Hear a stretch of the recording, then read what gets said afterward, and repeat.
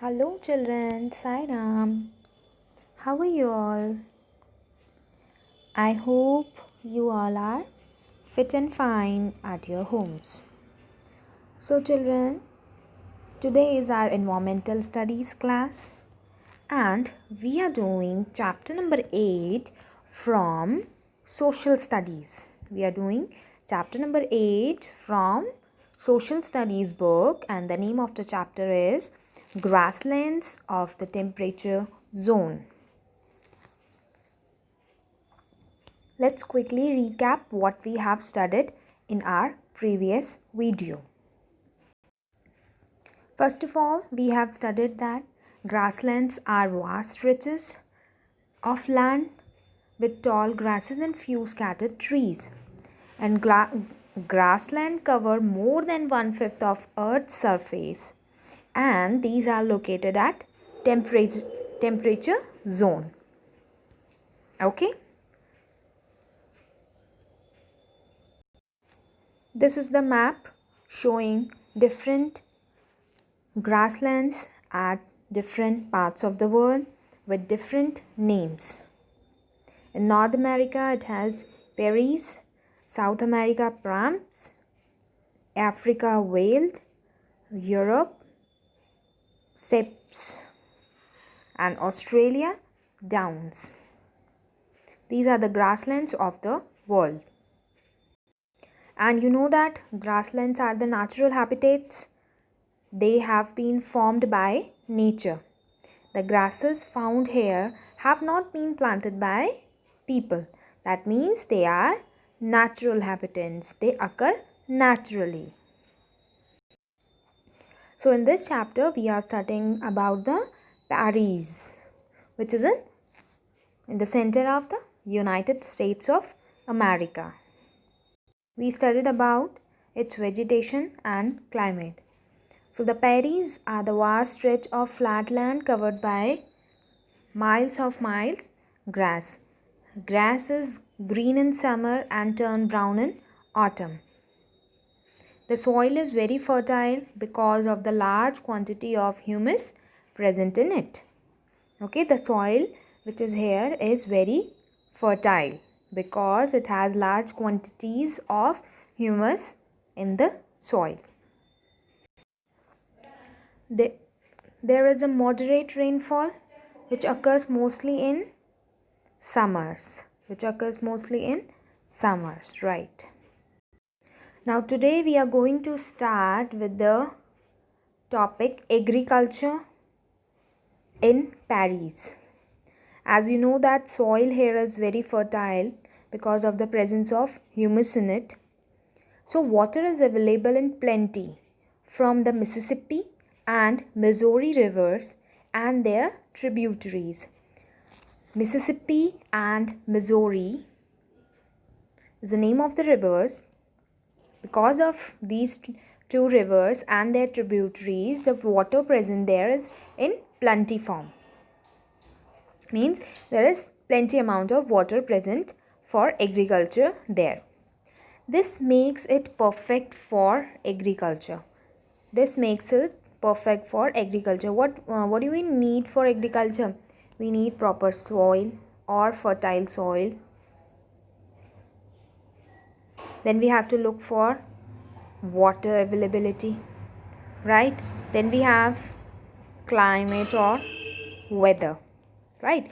So these all are perfectly present here, and this makes it perfect for agriculture.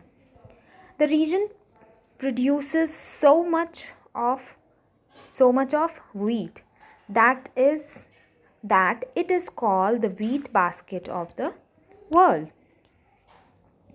It is called the wheat basket of the world. It makes the United States of America the largest exporter of wheat in the world. USA is called the wheat basket of the world, and also it is the largest exporter of wheat in the world. Okay, understood about this? We will repeat this. Agriculture This land is perfect for agriculture because, first of all, the soil is very fertile here. Second, the availability of water is in plenty form because of the Mississippi and Missouri rivers and their tributaries. So this makes this land perfect for agriculture. This region produces so much wheat, that's why it is called the wheat basket of the world. It makes the United States of America the largest producer of wheat in the world. Okay, because of the wheat, because it is this land is called the wheat basket of the world. Because of this only, United States of America is the largest exporter of wheat in the world. Understood? Now,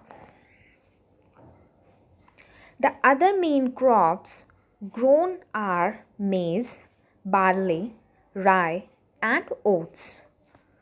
Rather than wheat, these are also the main crops which are grown there. What are they?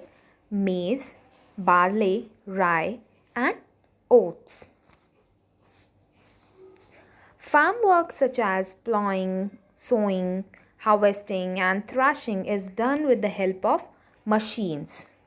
The farmers, who are mostly European settlers, generally live on their huge farms with their families.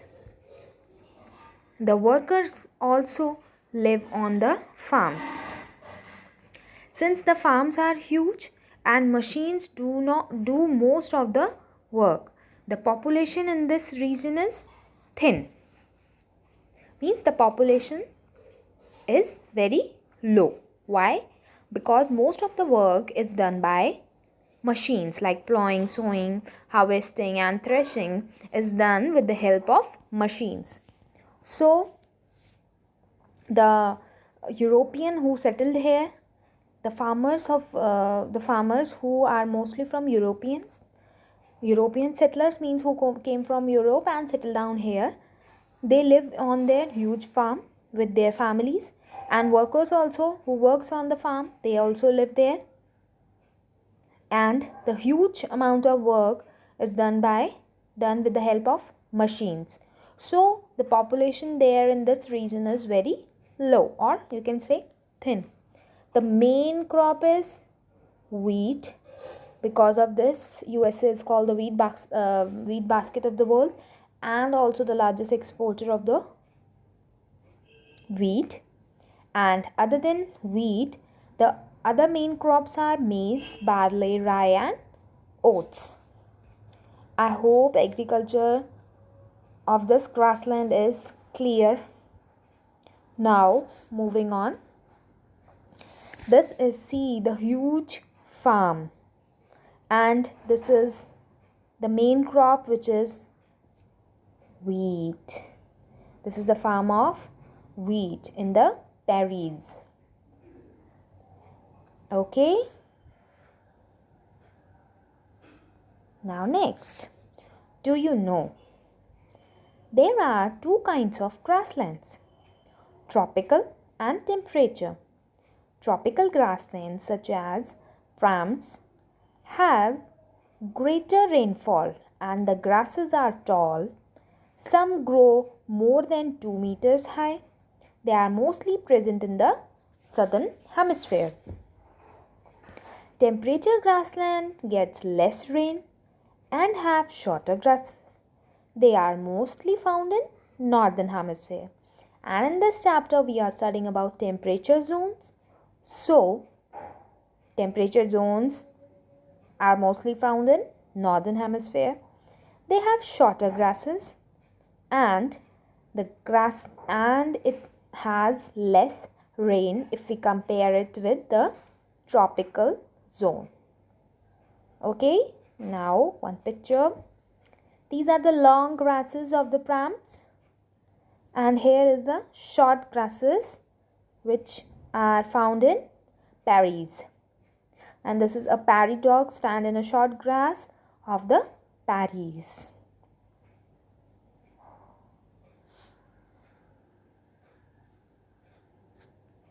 This question also asked That which how many kinds of grassland? Two types. Tropical temperature. Tropical grasslands have which type of rain? Greater rain, or like, and the height of the grasses. Like this questions can be formed from this. Did you know also? Okay. Now the next topic is rearing cattle. Rearing cattle. Towards the west, the prairies are hilly and the soil is not so fertile. Remember, towards the west, the area is hilly and soil is also not so fertile. So these areas are mainly used to rear cattle in large farms called ranches. Towards the west of the prairies, they are hilly area, and also the soil is not so fertile in that area. So that area is mainly used to rear the cattle in the large farms, which is called ranches. Okay, ranches are the large farm which is used to rear the cattle. Understood? Cattle are raised for beef and dairy products. Cattle are raised for beef and dairy products. The cattle are sent to sutler's house in the cities for the production of beef. For the production of beef.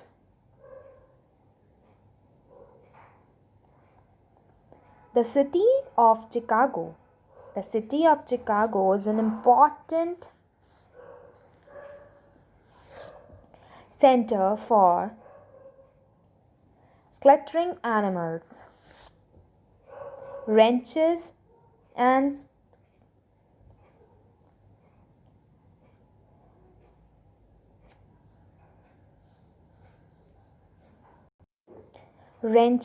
slaughterhouses are equipped with modern machineries.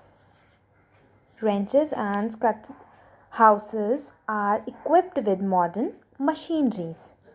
First of all, towards the west, the prairies are hilly and soil is not so fertile.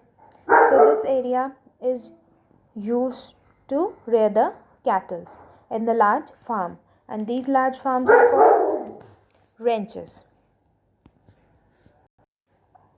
So this is the picture of cattle grazing in the ranch.